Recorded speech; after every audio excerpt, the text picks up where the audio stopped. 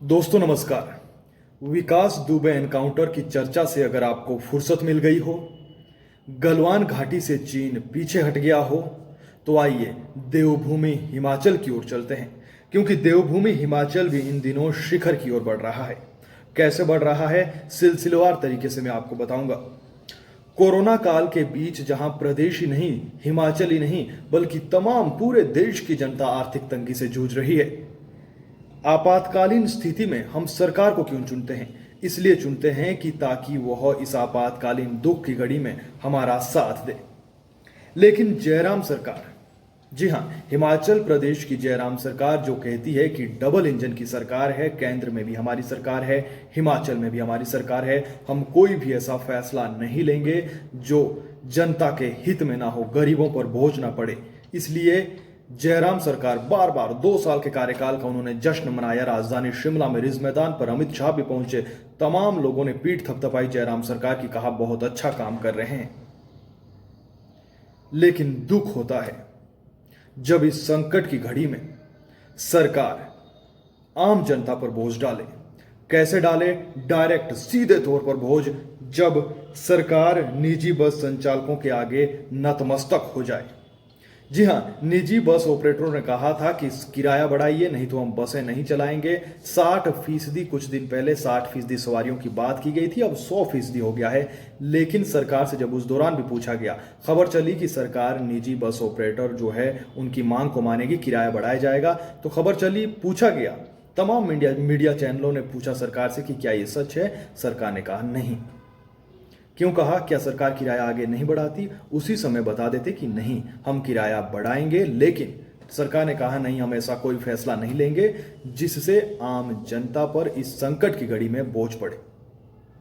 लेकिन कल जब हमने देखा 25% किराया बढ़ाने को मंजूरी दे दी गई है। जी हां, हिमाचल प्रदेश में पहाड़ी राज्य हैं, बसें एकमात्र साधन है, सरकारी नहीं तो प्राइवेट, लेकिन बसों में ज्यादातर लोग सफर करते हैं। 25% किराया बढ़ाया गया है। आप अपने हिसाब से अंदाजा लगा लीजिए कितना आपके क्षेत्र का पहले का किराया था, उसमें 25% की बढ़ोतरी कर लीजिए। रोजगार आपको मिला हो ना मिला हो, 25% किराया बढ़ गया है संकट काल के इस दौर में।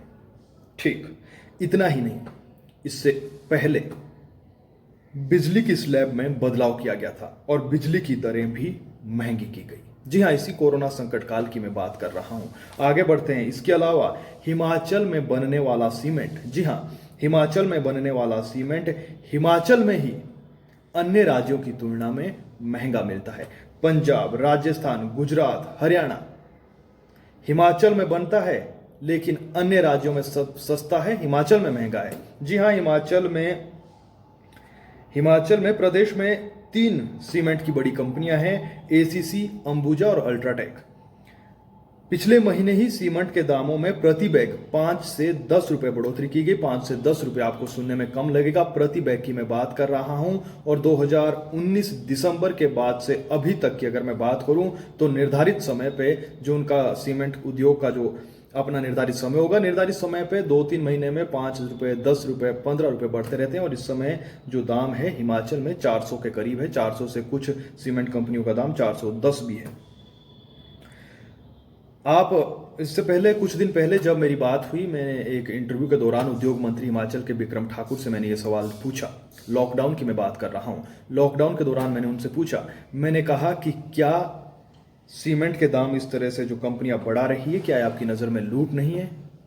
सरकार क्यों इस पर कुछ अंकुश नहीं लगाती? तो आप हैरान हो जाएंगे जब उद्योग मंत्री, सूबे का उद्योग मंत्री ये कह रहा है, सूबे का उद्योग मंत्री ने जवाब दिया कि देखिए, सीमेंट के दाम हिमाचल की सरकार तय नहीं करती। जरा सोचिए। तो मेरा उद्योग मंत्री से, जयराम सरकार से एक सवाल है कि हिमाचल की सरकार अगर सीमेंट के दाम तय नहीं करती तो क्या करती है? करती क्या है सरकार? किराया बढ़ाती है, गैस सिलेंडर महंगा हो जाता है, जश्न मनाती है जयराम सरकार 2 साल के कार्यकाल का, करोड़ों रुपए खर्च होते हैं। अभी खबर आई, मैं कुछ देर पहले जब मैं देख रहा था इस पे, तो अब अध्यादेश की बात कर रही है सरकार कि हम अध्यादेश लाएंगे, कब लाएंगे भगवान जाने। सीमेंट के जो दाम बढ़ाती है कंपनियां, उनकी मनमानी पर रोक लगेगी, कहना है सरकार का। कब लगेगी ये भी भगवान जाने। लेकिन दुख इस बात का है कि सरकार जब ऐसा कहती है कि हमारे पास, हम इस पर कुछ नहीं कर सकते, और प्रदेश की जनता फिर भी बीजेपी जिंदाबाद, कांग्रेस जिंदाबाद, अपनी अपनी पार्टियों के पार्टी के लफड़े में फंसी हुई पड़ती है, तो दुख इस बात का होता है और सवाल नहीं करती है। दोस्तों, मैं आपको बता दूं, हिमाचल में ही नहीं, मुझे नहीं मालूम कि बाकी प्रदेशों में भी निम्न स्तर पे मैं बात कर रहा हूं, ग्राउंड में, गांव की बात कर रहा हूं, गांव में भी हिमाचल में राजनीति इतनी घुल चुकी है कि लोग सरकार के बारे में कहने से बचते हैं। क्यों बचते हैं? क्योंकि वो कार्यकर्ता बनते हैं। एक गरीब कार्यकर्ता, चलो कार्यकर्ता बुरी बात नहीं, एक गरीब कार्यकर्ता जिस पर सीधा असर पड़ेगा सीमेंट के दामों का बढ़ने का, किराए का, जो ये बसों का किराया बढ़ाया गया है, वो भी कुछ नहीं कहेगा। क्यों? क्योंकि वो कहता है कि मोदी है तो मुमकिन है। पंचायत चुनाव आ रहे हैं, दिसंबर में पंचायत चुनाव है हिमाचल में। ज़्यादा दूर मत जाइए, विकास दुबे को छोड़िए, चीन को छोड़िए, वहाँ संभालने वाले हैं, हमारी सेना वहाँ पर मौजूद है, सरकार है, दिल्ली में है। लेकिन अपने क्षेत्र के बारे में पहले सोचिए। मेरे कई मित्र हैं, मैं पहले भी जिक्र करता आ रहा हूँ, कई मित्र हैं जिन्हें सोशल मीडिया का पद दे दिया गया है, सोशल मीडिया पे काम करते हैं या कार्यकर्ता है। वो सोशल मीडिया पर तमाम फेसबुक इस पर लड़ने के लिए तैयार हो जाएंगे कि हमने ऐसा किया, भारत ने चाइना को पीछे हटा दिया, वैसा वैसा। लेकिन उनके गांव की, उनके मोहल्ले की सड़क की हालत कैसी है वो उन्हें भी पता है। वो उस पर बात नहीं रखेंगे, वो बात करेंगे देश और दुनिया की। तो मेरा कहने का मतलब सिर्फ इतना है कि जब इस तरीके के बसों के दाम बढ़ते हैं या महंगाई बढ़ती है तो सवाल कीजिए, नहीं तो एक दिन ऐसा आएगा कि सरकार के सभी कार्यकर्ता हो जाएंगे, कोई आवाज़ उठाने वाला नहीं हो जाएगा। और जो आवाज़ उठाएगा उसे कहेंगे कि आप एक तरफ चलते हो। तो हम एक तरफ ना चलें, किससे सवाल करें?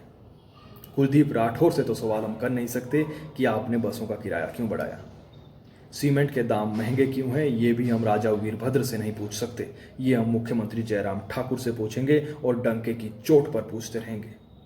लेकिन आपका भी हक बनता है, आप भी पूछिए। बहुत शुक्रिया।